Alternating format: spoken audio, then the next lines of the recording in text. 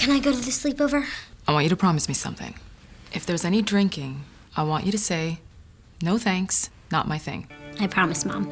They really do hear you. Did you pack your toothbrush? For tips on how to start the talk, visit underagedrinking.samhsa.gov. When I was 11 and my sister Jane was 10, our father decided that we were past the toy age. So he gave me a portable typewriter because he figured that I was headed toward being a writer. I was in junior high school for 3 years, and then we had high school for 3 years, and for the second and third year of high school, my junior and senior year, I edited the High Life Gazette, and it was a rather attractive publication about this big, and we would do the layout at school during the activity period, and then I would take it to the Ashland Publishing Company. During my senior year in high school, the Ashland Daily Independent decided to try a new thing and to have a competition assigning 3 different types of newspaper articles for the people who were going to enter the competition to write. And I won the competition, and the prize was a summer job with the Ashland Daily Independent, which was exciting and a great opportunity. And then I was just blown away when I showed up for work and they said, would $35 a week be okay? Well, that, for a high school senior, that was big stuff. So I said, absolutely.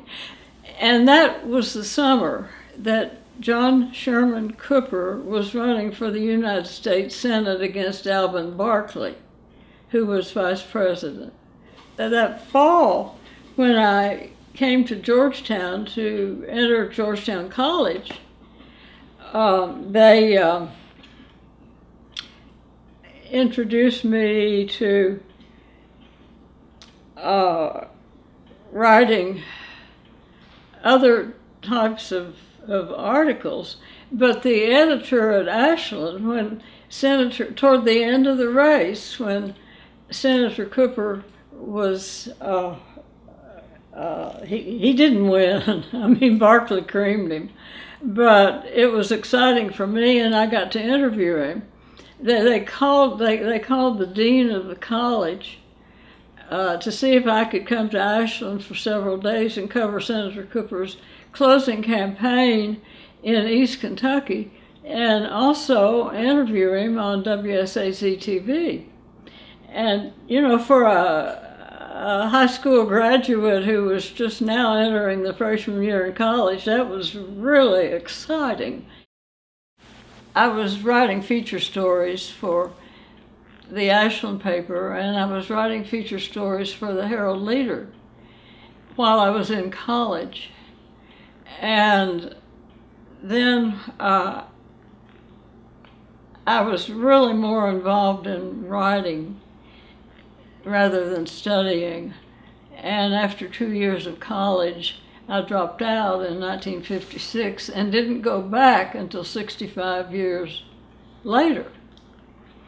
And I fell in love and married Bill Bevins, and for the next 4 years we had 3 little boys and 1 little girl, and then 16 years later we had the 5th child, who was a boy.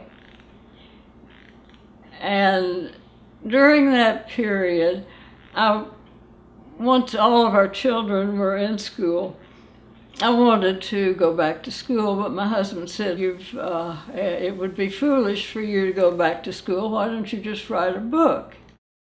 So in 1966, Congress extended the National Historic Preservation Act, which had provided recognition for properties that had national influence.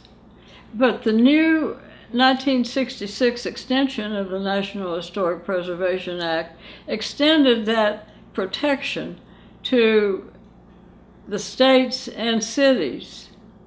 And each state was to have its own program, its own historic preservation office, with individuals appointed to do surveys on the important historic buildings in each community.